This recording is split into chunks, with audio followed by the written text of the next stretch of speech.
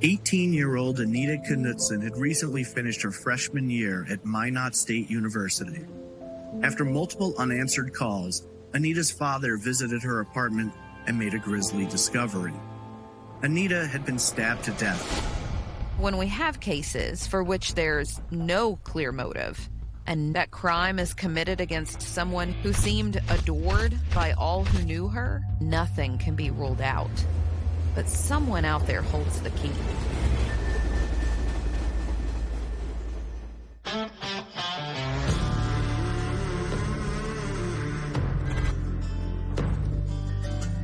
Love broken and falling, and old souls been sent to burn. Nowadays they've been calling, telling me soon gonna be my turn. Steve, I think this might be our 100th case that we've worked on. I think it shows how many cold cases there are, how many more there are to go. I know, that's true. When you look up Minot and you look up unsolved murders, Anita Knudsen's case comes to the top of the list. Everybody knows about it in the whole state. Sad case. Can't imagine being a father. You're going looking for your daughter. She hasn't been heard from in a day and a half. And then you go over and your worst nightmare is just right in front of you. I know. Reaching in a window and feeling it, that's horrible. Steve and I are here in North Dakota to investigate the shocking murder of 18-year-old college student Anita Knudsen. She was a very intelligent, popular, kind young lady that was adored by all of her friends and her family. She was going to college here. Everybody always talks about how friendly she was. She liked to dance. She liked to read. I like that part. She's such a righteous, innocent victim. Anita's magnetic personality and her beauty garnered attention from men and some jealousy from a lot of ladies. So we're going to need to investigate a lot of potential motives and suspects, including wannabe suitors, her current roommate, and the maintenance man at the apartment complex. They have had this case analyzed by different people over the years, you know, from the crime labs to the FBI to everybody else, and everybody's come up with just basically a big zero right now. A lot of podcasters and journalists and reporters have looked into it too. The good thing is, for the very first time, the police department is letting you and me see all their files, which no podcaster or reporter has ever had access to, because they're trusting us to try and do something to help them. I think this is one of the hardest ones we've ever looked at. It is. So get your A game on, girl.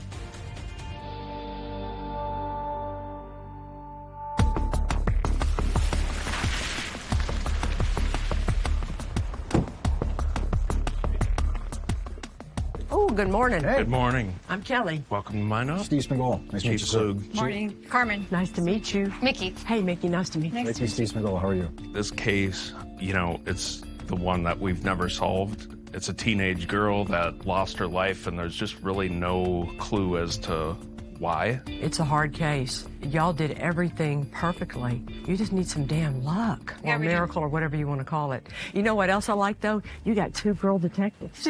Let's go. Come on back. I always had this feeling that we had failed the family, that we had let them down, because there hasn't been an arrest in this case after 15 years. But we never forgot about it, tried our best, and hopefully we can find a solution. So Anita was 18 years old. She was a college student here in Minot. She had just finished her freshman year. She was also working 2 jobs. She worked at one of the local hotels as a housekeeper, and then she worked at a clothing store in the mall. She was adopted when she was a baby. Originally, she was from California, the Knudsen family, and moved up here to North Dakota when Anita was, I think, around 13. By all accounts, she was outgoing, bubbly, and just friendly to everybody. She was super tiny and pretty. Cute, fun, active. People loved talking to her and hanging out with her, and all of her friends mentioned that she was popular. Just fun to be around. She was one of my best friends, and I feel sorry for anybody who didn't get to meet her. I mean, they're missing out on an amazing person. Always happy, always talkative, always had something good to say. She cared about everybody. There's nobody more beautiful on the outside and the inside than Anita. Her roommate and her were friends from high school, and they went to college together, and they were living in the dorm together and decided to get an apartment. Remember what she was studying? Elementary education. Oh, look at this picture. So who all do we have in this one? Her mom and dad and her 2 siblings, Anna and Daniel. Daniel committed suicide in 2013. I think he had a lot going on. I'm sure this played a part in it. Yeah. What a painful chain reaction of tragedy this family has had to go through since June of 2007. These cases leave so many victims. So June 4th, Anita's mother was not able to get a hold of her. She wasn't answering her phone. She was worried. So her dad went up to the apartment, tried knocking on the door. There was no answer. And so he went around to what was her bedroom window and could see what he believed to be her lying on the bed, and she was motionless. Kind of a tragic situation for a father. Anita's murder and the investigation are pretty complex. Hello, guys. Nice to meet you. This is nice to meet you. Fortunately, the first responders and the initial investigators are still around and eager to share their insights on the case and its many suspects. The call came in at the very end of my shift. I wasn't very far away. I responded fairly quickly as the first officer on scene. I went in and found Anita on her bed. Initially, the first thing I saw is there was blood on Anita's back and some on the bed. I was new to the investigations division. I remember noticing her position lying face down near the foot of the bed. She had a pink robe on, was nude underneath the robe. She had one leg sort of underneath her, and then her right leg was off onto the floor, and she was slumped forward onto the bed. We rolled the body, and we photographed it. I noticed that there was what appeared to be a stab wound. She had a stab wound in her upper breast area, and then she had an incised stab wound that we later learned had lacerated the top of her heart, which was the fatal wound. They did do a sexual assault kit. There was no indication of sexual assault of any kind. The apartment was well kept. Didn't appear to be anything in disarray. I recall seeing her purse at the side of the bed. I could see cash in the purse, making me think that this doesn't appear to be a robbery. Anita's roommate stated that she had stayed at the family farm that entire weekend, and none of the neighbors heard a scream or struggle. With no evidence of a sexual assault and no signs of a robbery, you have to wonder, what was her killer's motive? Who would murder such a sweet, innocent young girl? We began to take some items for evidence. In the quilt that was in the corner of the bed was the knife. It was a silver block blade. When the knife was found, we celebrated. We thought this is going to lead to our killer.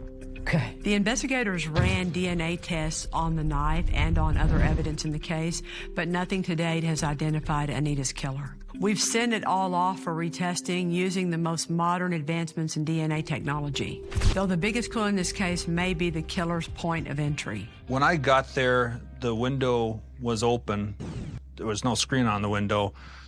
I remember that there was some people standing around outside watching what was going on. We started talking to people. One guy identified himself as the maintenance guy. And he said earlier in the day he'd seen a damaged screen on the window of her bedroom, so he tore off the screen. He said the frame was bent and then the mesh of the screen was cut. He took it back to the shop so he could fix it later. Y'all keep going, but I want to put those up there. Marty and Nell. The apartment's maintenance man, Marty Annell, turned over Anita's window screen to the investigators, which, just like he said, had a large L-shaped cut in it. Possibly big enough for her killer to have climbed through to gain entry into her apartment, but is it possible he was trying to cover up his own crime? He is the maintenance person there, so I don't know that it's necessarily suspicious, but she was right inside that room. You wonder why he didn't see her. I don't know how he could have not seen her. Okay. What else about Marty? Marty committed suicide. He shot himself. A year after Anita's murder, Marty fatally shot himself in the same workshop where he had taken her screen to be fixed. What's unclear is if his suicide had anything to do with guilt over her murder. So he's the first suspect we need to examine. And then you also notice in the bedding her cell phone. Yes. In the early morning hours of Sunday, she was involved in a text conversation with Mike Van. It was like 4 or 5 o'clock in the morning when the last text was. Mike Van talked about that he was interested in perhaps having a dating relationship with Anita. He had been like partying that night and early in the morning. Everybody left to go to McDonald's except for him. This sentence from your supplement says, Van said that he was aware that Anita was by herself in the apartment in these early morning hours. Yes, that would be accurate. Okay. The last time we know that Anita was alive was when she texted Michael Van, a.k.a. Money Mike, around 4:43 a.m. on Sunday, June 3rd. He texted back 6 minutes later, although his message went unread. It's unclear if she was killed during that brief window or shortly thereafter, but we know she didn't show up for work at 9 a.m. that morning. There's also mention that Mike allegedly told another individual that he killed Anita, making him our second suspect in this case. Where is Michael Van today? Deceased. It was like an asthma attack complication thing, right? Yep. Okay. So completely unrelated to our case, how he passed away. Right. Okay. I'm looking at your page 4, and Nicole gets brought back to the apartment. Is that the beginning of we realize there's more to this roommate situation than we thought? That would be when red flags started to go up for me. We walked her through with the idea or hopes that she might see something that would give us a clue on what direction to go in this. She walked pretty much straight to her bedroom door, then she gasped as if something was terribly wrong, and then made the comment that her iPod was missing. I found that to be very strange. Nicole's room, we did find she had been to some kind of an anger management class. I found a binder, an anger management course that she had gone through. There was a volatile relationship between the roommate and Anita. All right, now let's put up Nicole Thomas.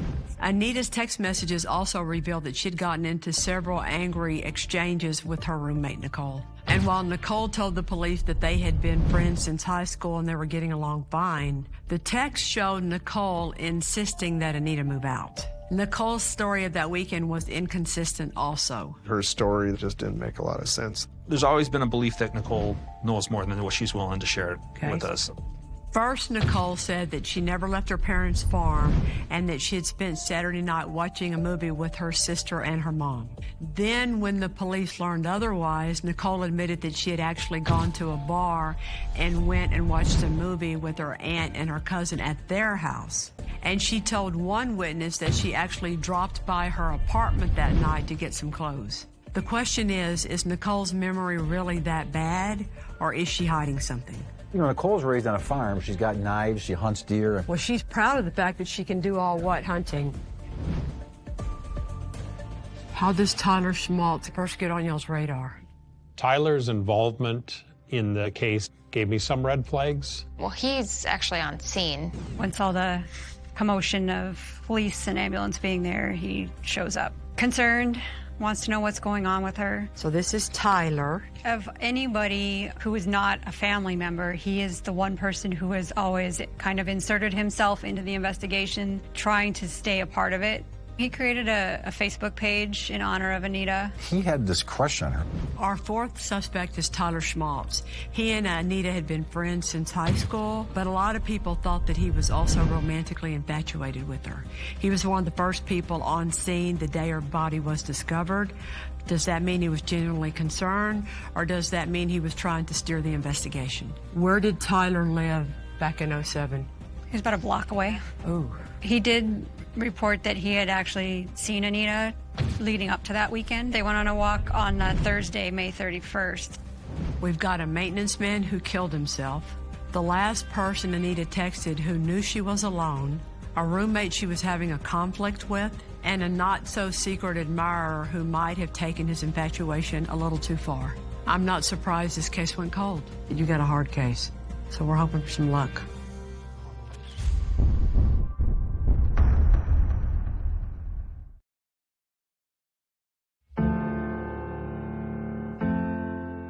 It's been years since Anita was killed in her apartment by an unknown assailant. While police feel frustration and confusion about the inability to solve the case, for the Knutson family, it is often more about the pain and loss of their beloved daughter and sister. After his sister's murder, Daniel Knutson took his own life. That fact has made everyone even more intent on helping the Knutson family find answers. What will it be like When I approach the end, will I lay there with those I loved, or will my pride have done me in? We're going to meet Gordon and Sharon at Karen's house. And Anna's going to be there too, I heard, right? I believe so, yeah. That's her younger sister. They're understanding as far as, you know, we're still trying. The case has never been closed. It's always been open and active, and they know that. Well, it'd be nice to tell them some good news next week, right? I'm hoping. Hi, Miss Karen, how are you? Oh, this is not good weather for you guys, is it? For nearly 15 years, Anita Knudsen's family has suffered with the grief of her murder, with the suicide of her brother Daniel, and with the frustration of nothing moving forward with law enforcement. We're here today to remind them that the Minot Police Department has never given up on this case, and to let them know that we're going to do everything that we can to try and get them answers and get them justice. So, Sharon, talk to us about Anita. What was she like as a little girl? As a little girl, very neat and tidy and precise. Very good artist, writer. She was super smart. I would say that she was very much kind of a little activist, really rooting for the underdog and just like kind of taking people under her wing. And she was very outgoing, really well liked. And she was going to MSU. Did she have a plan what she was studying for? Her to be a teacher. Okay. Kindergarten teacher. I just really miss her. It's hard. Just like, you go to the mall and she's not there anymore. You go down in her space of her room and the bed's not there anymore. You used to run across stuff in the house and put it away because you know she's not going to be there to get it. Her dad and her had planned on going fishing for the summer. And then this happened, he got rid of all that stuff.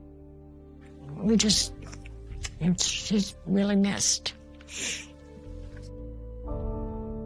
I called her Sunday on her phone, and she never answered, so I thought she's at work.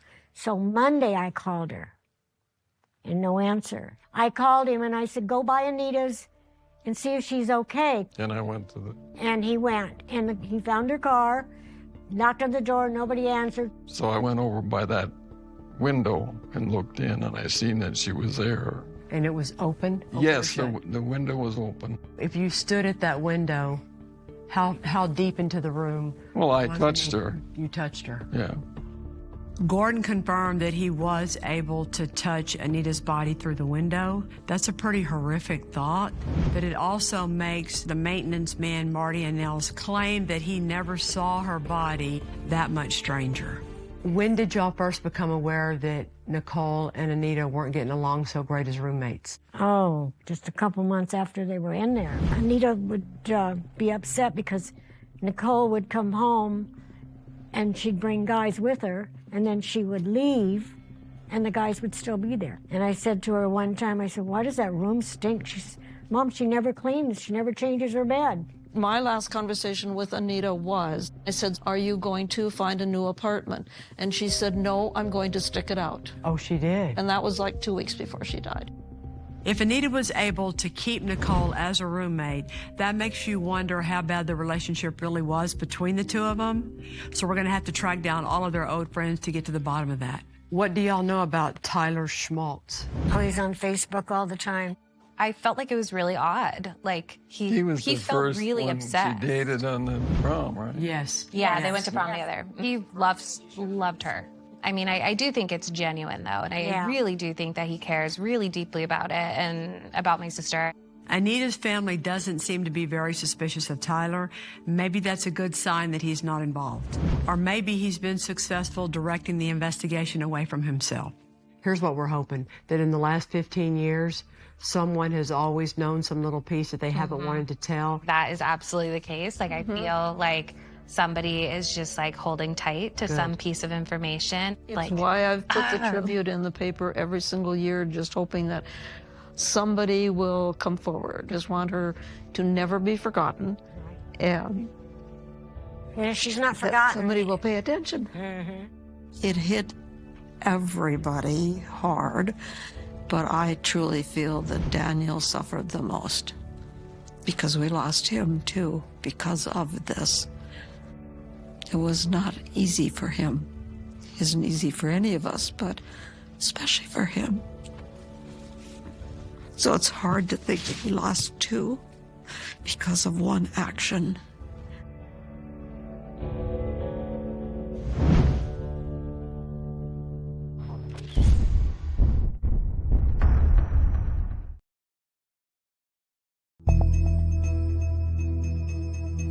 We have 4 suspects in the 2007 murder of 18-year-old Anita Knudsen. And the one with the clearest possible motive is actually her roommate, Nicole Thomas, who she had been feuding with prior to the murder.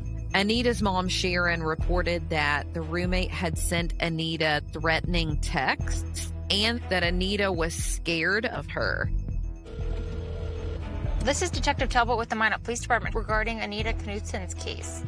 Anita and Nicole had actually known each other since high school. We're hoping that by interviewing some of their old friends, they can help us fill in what the fallout was between the two girls. Why don't you tell me a little bit about Anita from your perspective? I don't know anybody that didn't like her. There was kind of a group of us. We hung out quite a bit. Do you know anything about her living situation at all? I know from what she said that her and her roommate, they kind of argued and stuff. And I guess Nikki had the comment the one time. I remember Anita saying that, and on the end of the fight, she's like, well, I'll make you move out one way or another. I have always thought from the get-go that Nikki Thomas had something to do with it. Okay, walk me through why you think that. Anita was super popular. She's very pretty, so she obviously had a lot of attention. Would you say that Nikki could have been jealous of Anita? 100%, yeah. Yeah, I think a lot of females in her life were, but Nikki was very jealous of the attention that Anita got. Okay. In high school, she didn't make me nervous at all. But college, she started making some really dumb decisions and started just the guys she would hang out with. So before she was murdered, Anita was terrified to go home. She hated being there. Nikki was awful. I don't know. As soon as it happened, I literally cut Nikki completely off, and I don't think I've even spoken a word to her since. Okay, I'm going to tell you something, and it seems crazy to me. So after they found Anita, our group of girls that always hung out, we all got together, and Nikki showed up late. And when she got there, she had just come from the police station. And one of the first things she told us was something about a pink iPod better not be missing. And all of us were dumbfounded. What? How is that what you're worried about right now? I remember when we were there, she was more concerned about some of her stuff being stolen or whatever. I'm something about, I wonder if my rent could be cheaper now since all that happened. I'm I don't even want to live in that house. I feel like my roommate just died. I'd be a little more concerned about that. Nicole's friends think she seemed capable of committing murder and was acting strangely after the death of Anita. And while everybody reacts differently to trauma, this is the second time we're actually hearing that Nicole seemed more concerned about her missing iPod than she did her murdered roommate.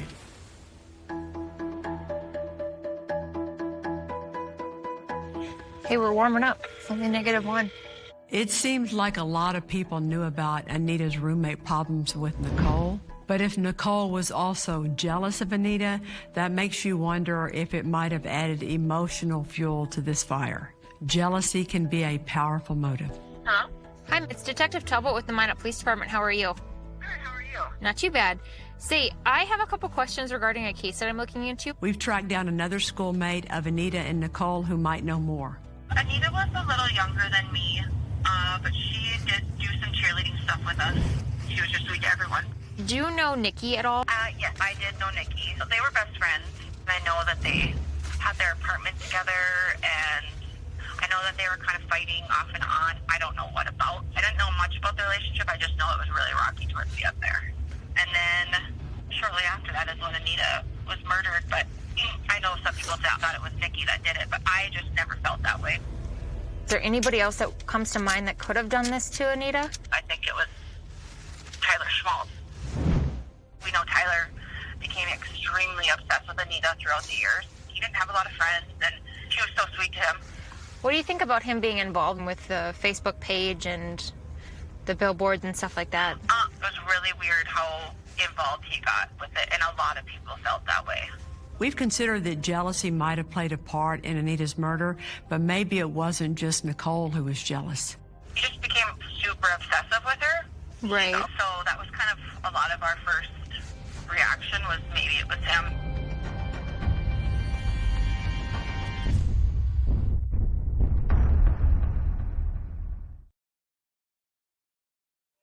Another person police were eager to question was Tyler Schmaltz. Tyler actually saw law enforcement at Anita's apartment, and he went over there to see what was going on. Was this somebody who committed a crime, trying to keep a close eye on the investigation? Was he jealous that she didn't return the feelings? So we're on our way to see Mr. Alex Schmaltz, who's actually the principal of the school here, right?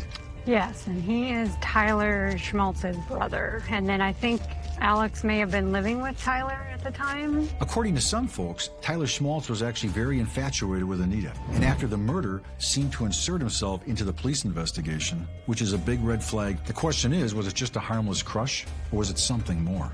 I'm Alex Schmaltz. Carmen. Nice to meet you. Steve. Nice to meet you, Steve. At the time, Tyler lived within walking distance of Anita's apartment with his brother Alex. We're wondering what Alex might be willing to tell us about the relationship between Tyler and Anita, and Tyler's whereabouts the morning of the murder. Were you older or younger than them? I am 2 years younger than Tyler and a year younger than Anita was. Okay. Yep. So did you know her in school? I knew of her in school. We ran in different circles. I knew Anita's brother, Daniel, more so than I knew Anita just because he played football with me. So did Daniel ever talk to you about what he thought happened? He never really did. He kept to himself pretty well. There was only one time that we were talking in a group, or there was a group of us, and he got really upset about things, but he never really would say who he thought. He was just upset about the entire situation. What about Nicole? Did you know her? I didn't know Nicole. I knew Anita more just because she hung out with Tyler. And what was their relationship, Anita and Tyler? My brother was kind of the quiet one, shy one, the tech nerd. And Anita was one of those girls that was just kind of nice to everybody. And she would always hang out with them, talk to them. I graduated in 2007. And then I moved up into the apartments with Tyler probably about 2 weeks before the incident occurred. And that was just like a couple buildings up? There's 3 buildings over. It was the same complex. Okay. Yeah. Yep. So did you know anything about what happened that weekend? The only thing that I remember that far back was I left that morning for work. I came back and there was police officers, and my brother was talking to police officers. What about on like Saturday, Sunday? Were you around then? We were around. Thinking back, I mean, I'm sure I was in and out. Anything else, I really don't remember anything from that weekend. Tyler ever go and hang out at their apartment? I don't think so. I don't recall any times. Like I said, it was only 2 weeks that I was there with him. Tyler was very introverted, and he was a big gamer, so he had his gaming systems and stuff there in the apartment. He didn't really like to go out much. Okay. Alex has nothing incriminating to say about his brother, which is not surprising. But he also isn't supporting him with an alibi. You'd think if Alex was covering for Tyler, he would. So if Tyler is keeping a dark secret about Anita's murder, it appears his brother has no idea about it at all. I wish I could be more of help, but it's a tough one for sure.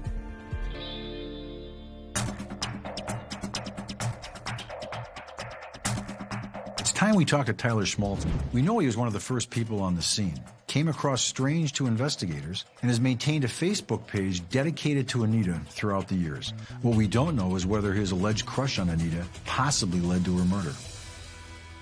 You went to high school in Velva, right? Yes. And that's how you met Anita? Yeah, we went to prom junior year. Okay. So how did you guys get to be friends? We just met at school. We had classes together. Yeah? We just started talking. Yeah. She sat in front of me in math class. Okay. Did you date at all? We did not date, no. Okay. I wanted to, but we never did. Okay. Did you ask her out and she shoot you down? I never asked her out. No, never got that courage. But yeah, we were close friends though. Tyler is quick to respond and a very fast talker. He comes across as a bit socially awkward, but it doesn't seem like he's holding back on any information. Can you tell me that you remember about that particular weekend then when she died? Our parents were looking for her and they called my dad trying to find out when the last time I saw her. Okay. And I said, I haven't talked to her in a week. Her dad called my dad again and said, we found her, and she's dead. And then my mom, she came and told me what happened. So then we all raced back to the apartment. I met her out there. Okay. And there were friends in my apartment crying and stuff. Do you remember where you were Saturday night, Sunday morning, that weekend? My apartment sleeping probably, or playing video games, one of the two. Okay. So we'd play video games for about 2 or 3 in the morning, then we'd go to bed. And when your brother had been home too? Yeah, he'd have been sleeping though. He was working, so he goes to bed early. Yeah. Were you in love with Anita? Yes. Yeah, I'll admit that, yeah. I know you know that I'm sure you've heard people throw your name out there, right? And why? I mean, what do you think about that when they throw you out there? I'm a weird guy. I just act weird. I'm shy and quiet, and yeah. It's not that outgoing. I just don't like interviews and stuff like that. I'm just always nervous. How does that make you feel, though? Like, does it make you, like... I'm used to it. It's been constant on random messages on Facebook saying I did it or I should kill myself or... It sucks. Yeah. That's terrible. It's whatever. I'm used to it. I just let it roll off my shoulders and just try to block them or ignore it. You would never do anything like that, though, right? Not me, no. Sounds like Tyler's more of a victim than a suspect in this case. To be completely thorough, we have to wait for the lab to analyze all of our DNA evidence before we can rule him out as a suspect. But I don't think he's our killer. Let me ask you about, since you lived in the same apartment complex, that maintenance guy. Never saw him. He's never in my apartment or I never saw him around anywhere. Didn't know anything about him? Not until after the murder. Then when he killed himself, that's when I found about him. So you never heard rumors around that he was like a creeper or Not that I heard. like No one else living there anyways, no. Okay. Yeah, I don't know if there's anything you can think us that would help lead us in the right direction or... Said everything I can think of. I don't know. It's just weird. It is. Doesn't make any sense because no one hated her. All her friends loved her. She didn't have any enemies. Just outgoing, fun, sociable. Just always had a smile on her face. Yeah. Doesn't make any sense. So I didn't want to do that to her. It doesn't make any sense.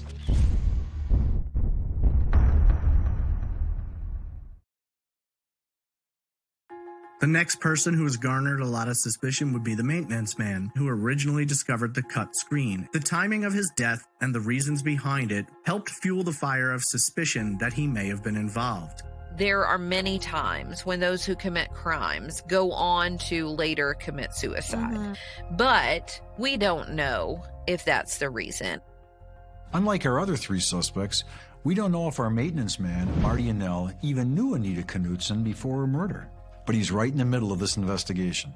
He strangely didn't notice her dead body in her bedroom when he collected the window screen and mysteriously committed suicide a year later, leading some to believe that he did it over the guilt of killing Anita. Oh, he's Marty Annell's friend, best friend. I didn't see any reports. I don't know if he was actually interviewed or not. Yeah. If there's anyone who can tell us about why Marty committed suicide, it's his best friend, who spoke with him just hours before he killed himself. Marty and I, we were best friends for 45 years. Talked to each other every day, seen each other every day. When he started changing is when that girl got killed. What do you mean by changing? He was, worried about his job. He was worried about his relationship. He just all of a sudden come on. Before, he was never really worried about anything. I mean, even when he got into trouble, for DUIs or weed, he was never really worried about anything until... Until then? Did he ever talk about Anita and her roommate at all? No. I mean, the first time that I ever knew that she lived there was... When we got involved? When you guys got involved and she was found dead. You guys were questioning him and everybody else about this case. He came out and said, yeah, I changed the screen and everything, and they came and asked me about it. He called me on New Year's Eve. We talked for 6 hours. He said that something was wrong. In the conversation, he said I did something or something happened. And never alluded as to what? And I tried to figure out what, what was going on. Mm-hmm. But he never said. Called me in the morning, and here he had committed suicide in the garage. Up at the apartment complex, right? Complex. And I thought, what the hell is going on? Why? What did you do? To me, he would never do that. It's still unclear if Marty had anything to do with Anita's murder. Unfortunately, all his friend has to offer is the gut feeling that Marty did it. I really did wonder if he did it. Something happened. Something really, really happened. I wish I knew what happened, but I don't know. Okay.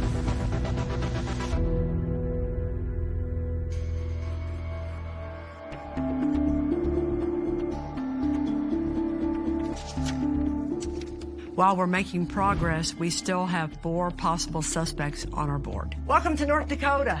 Oh, thank you. Dr. Paneri, you know Steve. Yes, hi. Dr. Kathy Paneri has joined us to help us examine Anita's wounds. The question is there anything about her injuries that would help us understand the relationship between Anita and her killer? So she was found face down on her bed wearing a bathrobe around 5 p.m.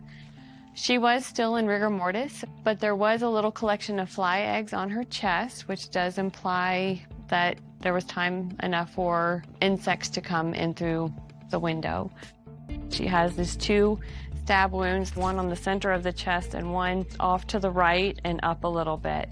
So we have one coming in like this and one coming in like that. Do you think she was moving when she was stabbed? I mean, the person's on top, or is she moving from this wound to this one? I don't think she was struggling. This is 2 quick stabs, and the perpetrator is out of the picture. There certainly are no defensive wounds. It doesn't look like a crime of passion.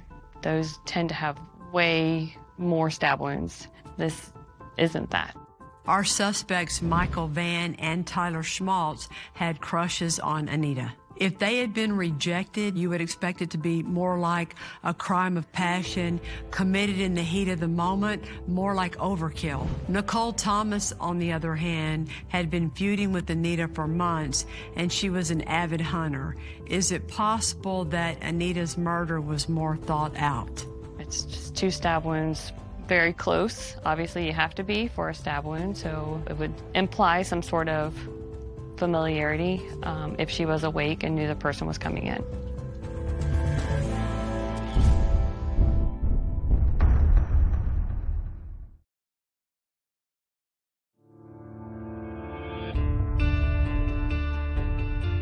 Police have gathered DNA samples from almost everyone they spoke with. They've never gotten a match. At this point, law enforcement are not ruling out anyone.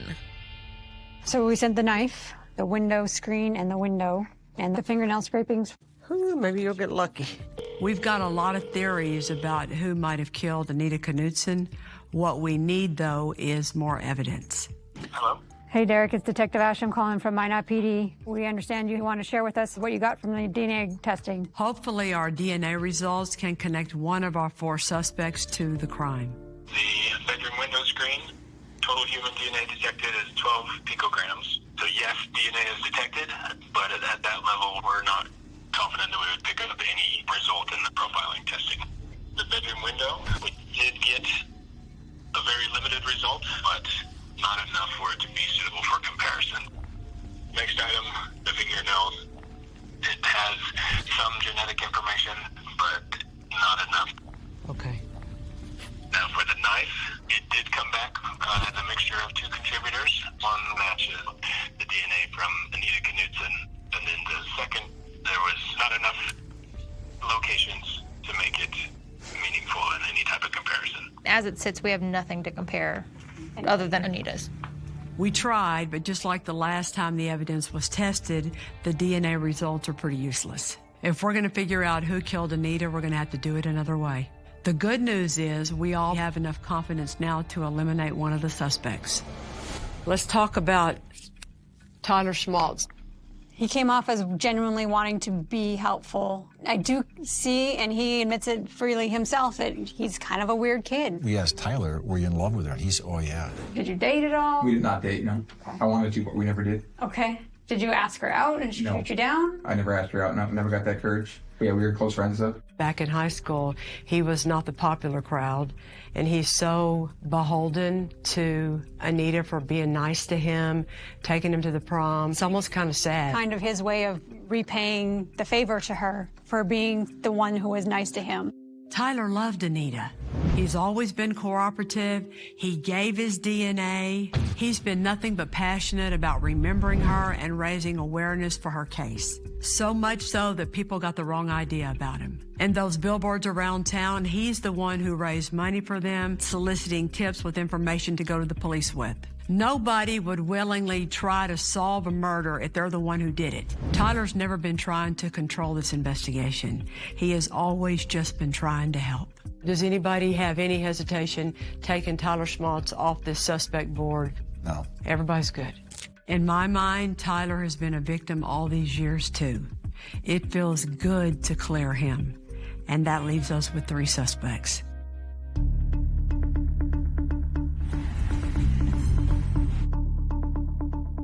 So we're on our way to see Nick Skelly. He knew Money Mike Van. I don't know, I've read this where Mike has said he's going to kill somebody or he might have killed Anita. I'm not sure exactly what the story is with Michael Van here, who we can't talk to now because he's dead. From what I know, you were pretty close to it.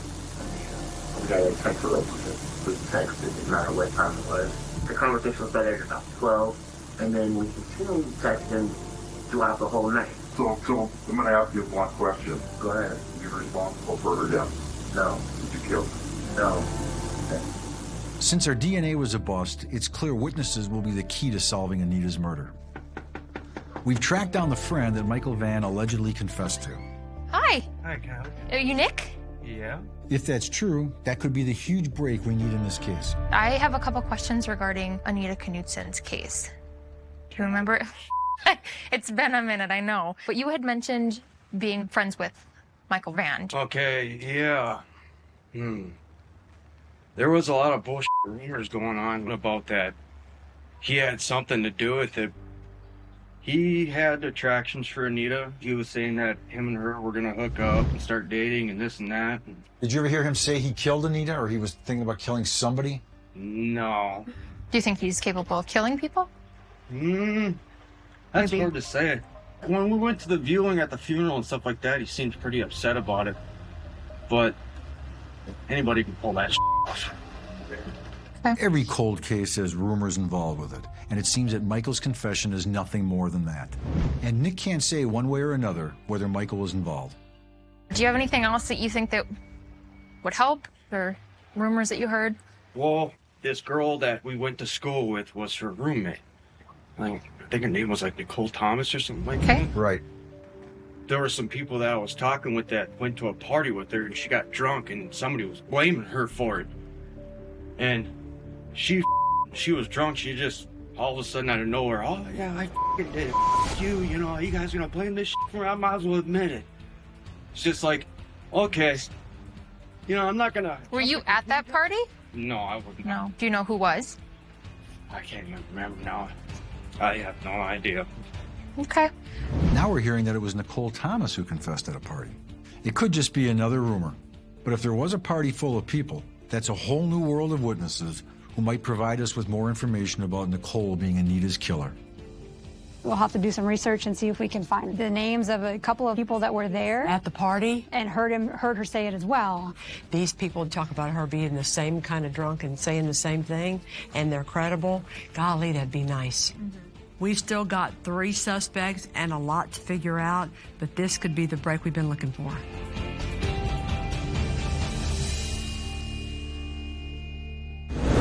Next time on Cold Justice. Oh my gosh. There's going to be one here, comes across, and then the fatal right in between the breasts. This was Anita's text messages. Mike responds, you don't say anything. I think that sums up their relationship right there. I still think all killers talk. It's just a matter of who they talk to. Your name was brought up for being at a party. It was a very volatile situation that I thought was going to explode. The biggest reason for his suicide was... Damn. I didn't say any of this stuff. I want the person out too, because I want my life back.